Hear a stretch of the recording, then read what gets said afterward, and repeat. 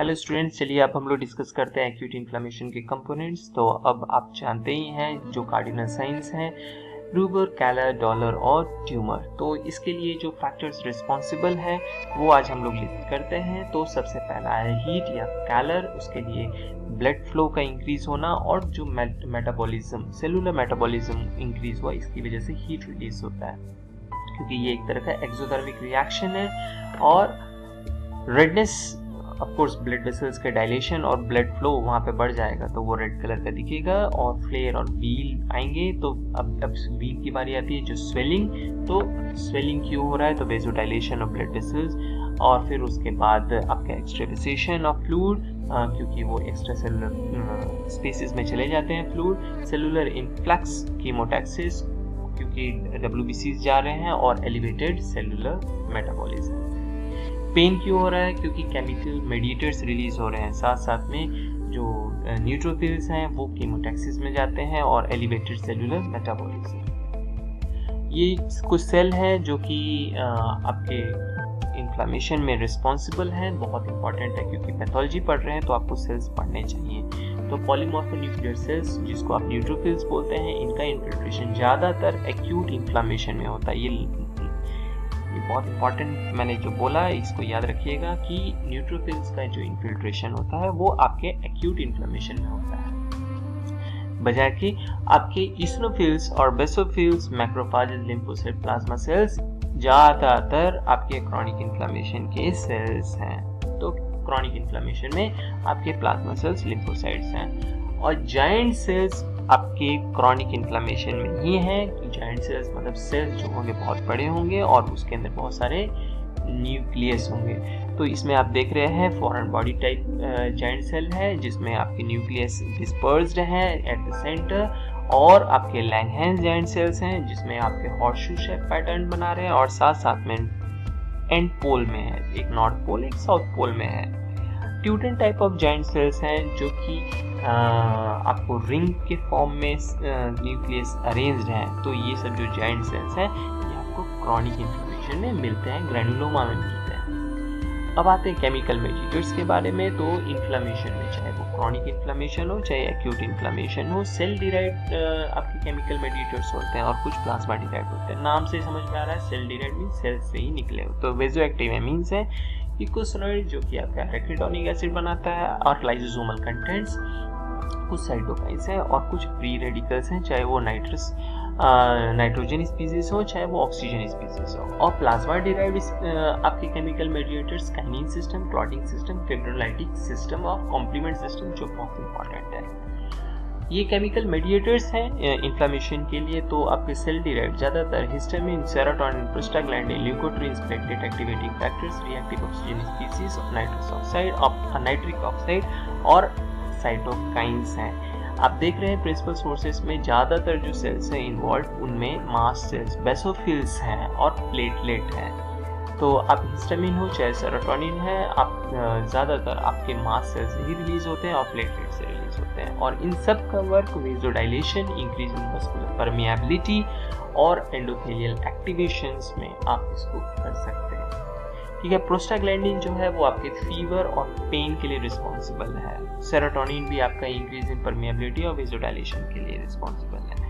इतना आप जानेंगे, बहुत इंपॉर्टेंट है। रिएक्टिव ऑक्सीजन स्पीसीज जो हैं वो आपके माइक्रोविसिडल और टिश्यू डैमेज भी करते हैं। हमारे जो नॉर्मल जो टिश्यूज हैं उनको भी डैमेज कर सकते हैं।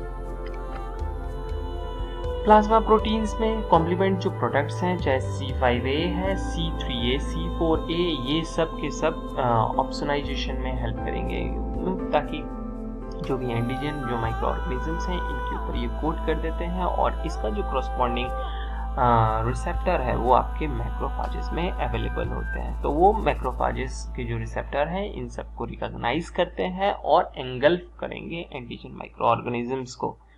ये जितने भी चीज़ें हैं, चाहे काइनिन हो चाहे कॉम्प्लीमेंट सिस्टम हो या प्रोटीज एक्टिवेशन जो फैक्टर्स हैं, ये सब के सब प्लाज्मा से डिराइव्ड हैं और ये सब लीवर ही बनाते हैं।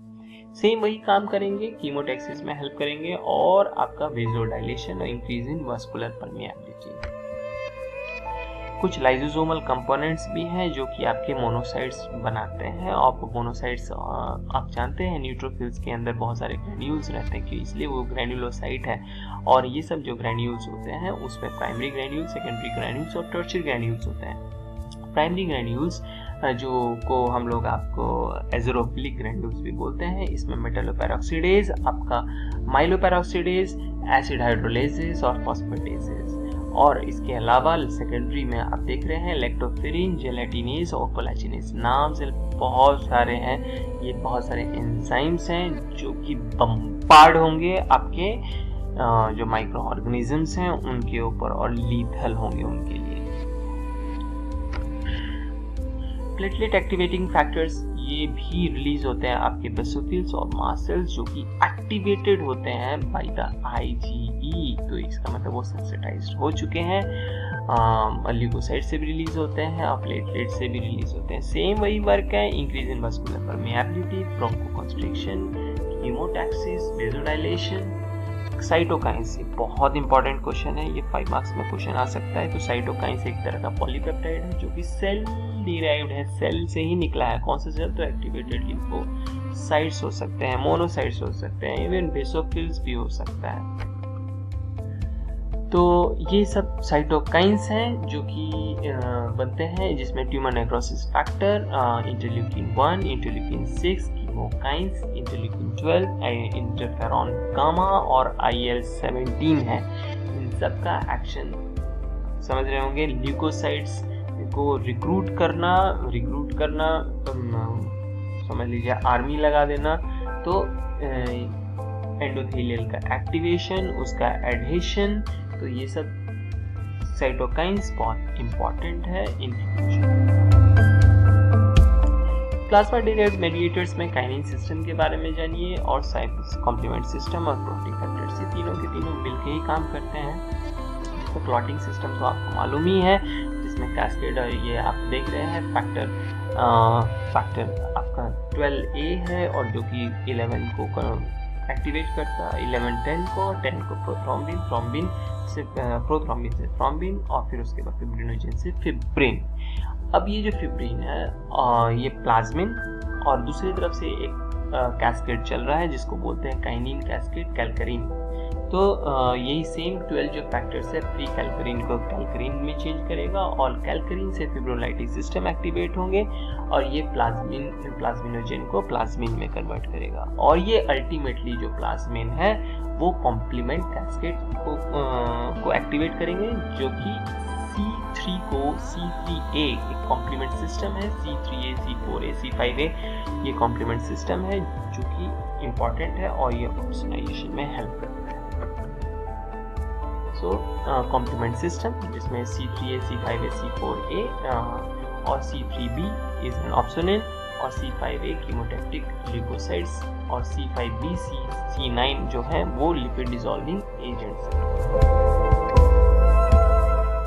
क्या सिस्टमिक इफेक्ट है एक्यूट इन्फ्लेमेशन का? तो एक्यूट इन्फ्लेमेशन का सिस्टमिक इफेक्ट पूरे शरीर पे क्या फर्क पड़ रहा है? तो फीवर, बुखार आएगा लोगों को, फीवर, ल्यूकोसाइटोसिस जो WBCs हैं वो बढ़ेंगे, ल्यूकोसाइट्स बढ़ेंगे। 4000 आप जानते हैं, 4000 से 11000 नॉर्मल ल्यूकोसाइट काउंट है, तो ल्यूकोसाइटोसिस होगा। अगर बैक्टीरियल इन्फेक्शन है तो ज़्यादातर न्यूट्रोफिलिया, वायरल इन्फेक्शन लिपोसाइटोसिस या कोई एलर्जिक रिएक्शन या पैरासाइटिक इन्फेक्शन तो इसनोफिलिया। तीसरा सिस्टमिक इफेक्ट ये हो सकता है हाइपोटेंशन और increase in erythrocyte sedimentation rate and C reactive protein. So ये फीवर या पायरेक्सिया, टेम्परेचर आप जान ही रहे हैं मोर देन 37.8 डिग्री सेल्सियस, और इसमें चिल्स और एनोरेक्सिया हो सकता है, जो कि फीवर एक जनरल साइन ऑफ इन्फ्लामेशन है।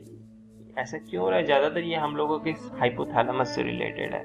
जो भी पायरोजिन या लिपिड पॉलीसैकेराइड्स जो बैक्टीरिया से रिलीज हो रहे हैं वो मैक्रोफाजेस को एक्टिवेट करेंगे। मैक्रोफाज जो होंगे वो हमारा साइटोकाइन जैसे इंटरल्यूकिन 1 और ट्यूमर नेक्रोसिस फैक्टर इन सबको रिलीज करता है। और वो जाएगा आपका पेरिवेस्कुलर सेल्स ऑफ हाइपोथैलेमस, और जहाँ से साइक्लोऑक्सीजिनेज की एक्टिविटी शुरू होगी और वहाँ से आपका प्रोस्टाग्लैंडिन बनेगा। प्रोस्टाग्लैंडिन से टेम्परेचर बढ़ेगा। ल्यूकोसाइटोसिस, जैसा आप जान रहे हैं, न्यूट्रोफिल्स का बढ़ना, न्यूट्रोफिलिया, लिम्फोसाइटोसिस और इसिनोफिलिया, ESR भी बढ़ता है और C रिएक्टिव प्रोटीन भी बढ़ता है। बहुत सीवियर केस में शॉक भी हो सकता है। शॉक कैसे? क्योंकि साइटोकाइंस और ट्यूमर नेक्रोसिस फैक्टर इंक्रीज होते हैं, वेजोडाइलेशन, जिसकी वजह से ब्लड वेसल्स का डायलेशन होने की वजह से जो फ्लूइड जो वॉल्यूम है उसका लॉस हो सकता है, और ब्लड में से वाटर का लॉस होने की वजह से हाइपोटेंशन या शॉक का कंडीशन आ सकता है। यह है फेट ऑफ एक्यूट इन्फ्लेमेशन। ये कभी कभी क्वेश्चन आता है, फेट ऑफ एक्यूट इन्फ्लेमेशन। तो आप इस फिगर में देख रहे हैं, फर्स्ट वाला जो फिगर है, ये वाला फिगर, इसमें इंजरी हुई। इंजरी होने की वजह से ये देखिए ब्लड वेसल्स जो हैं वो डायलेट कर गए हैं। डायलेट होने की वजह से जो सेल्स हैं वो एक्स्ट्रावेसेट होकर बाहर की तरफ आ गए हैं और प्रोटीन का डिपोजिशन हो रहा है बाहर की तरफ। अब ये इंजरी कैसे भी हो सकती है, आप जानते हैं कि कौन कौन से फैक्टर्स हैं इन्फ्लेमेशन के लिए। अब यहाँ से या तो ये चीज़ रिजॉल्व हो जाएंगी, जो सेल्स हैं वो ख़त्म हो जाएंगे, अल्टीमेटली सेल्स में जो ब्लड वेसल्स हैं वो नॉर्मल स्टेज में आ जाएंगे और रिप्लेसमेंट ऑफ इंजर्ड सेल्स होंगे।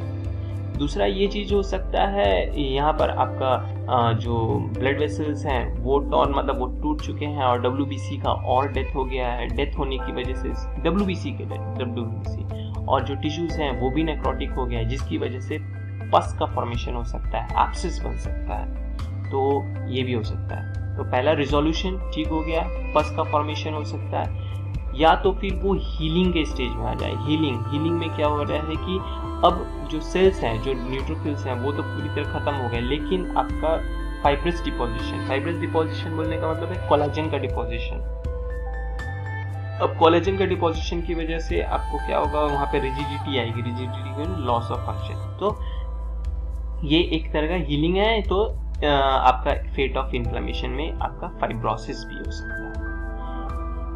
अगर बैक्टीरिया या टॉक्सिन या ट्रॉमा बार बार आ रहा है तो वो एक्यूट जो इन्फ्लेमेशन है वो प्रोग्रेस करके आपका क्रॉनिक इन्फ्लेमेशन। तो क्रॉनिक इन्फ्लेमेशन में क्या हुआ कि परसिस्टेंस ऑफ माइक्रो ऑर्गेनिज्म रह गया, या जो भी आपका ट्रॉमा है वो रह गया।